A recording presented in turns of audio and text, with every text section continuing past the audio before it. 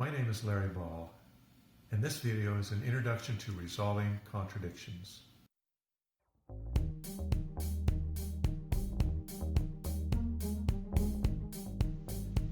I want to start by showing you how to properly formulate a contradiction.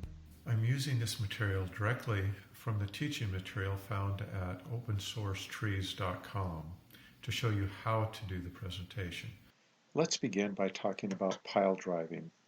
For those who have never seen pile driving, a pile is like a stake that can be the size of a telephone pole. It has a sharpened end on it, and a pile driver either strikes it repeatedly or it is vibrated into the earth. Driving piles is a very slow and expensive process.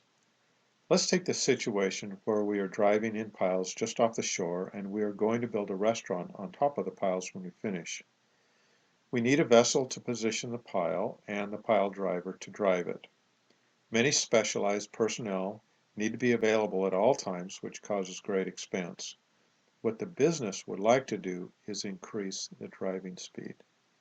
So we ask, what influences the driving speed?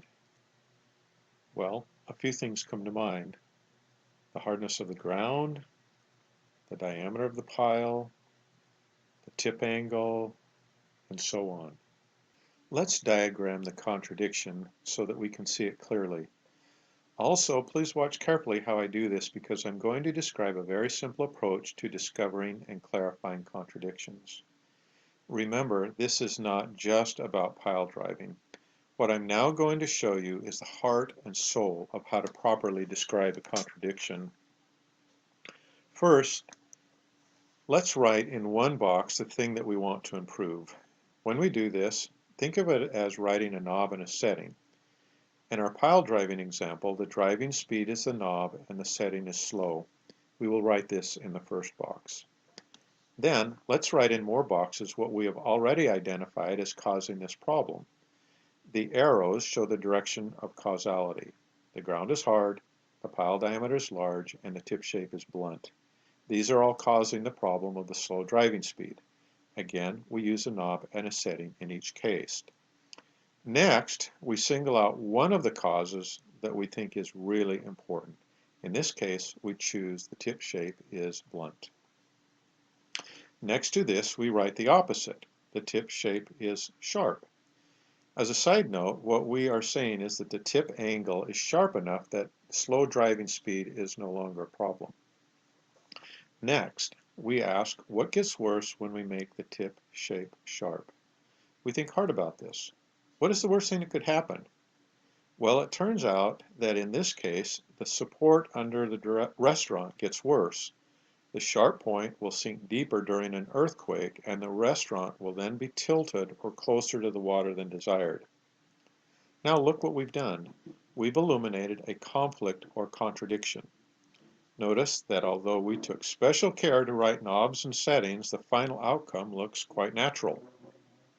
So the next time you have a problem, get out a pencil and paper and diagram the conflict just like we did here. If you need to, you can always come back to this video or the ebook. The ebook gives yet more tips. The first time might be a little clumsy, but keep trying and you'll find that it will become quite natural to write it out this way. The contradiction is now properly formulated into two sentences. This is what it looks like. In order to drive fast, the pile tip shape must be sharp. In order to support heavy loads, the pile tip shape must be blunt. It is ironic that to avoid a compromise, we need to make the conflict as stark and difficult looking as possible. However, in order to visualize the solution, we need to see the conflict at its worst. Also note that we could have done the same thing with ground hardness and pile diameter, and we would have come up with very different contradictions. Note that this is the simplest and most direct way to form the contradiction. It is also the most technically correct way to do it.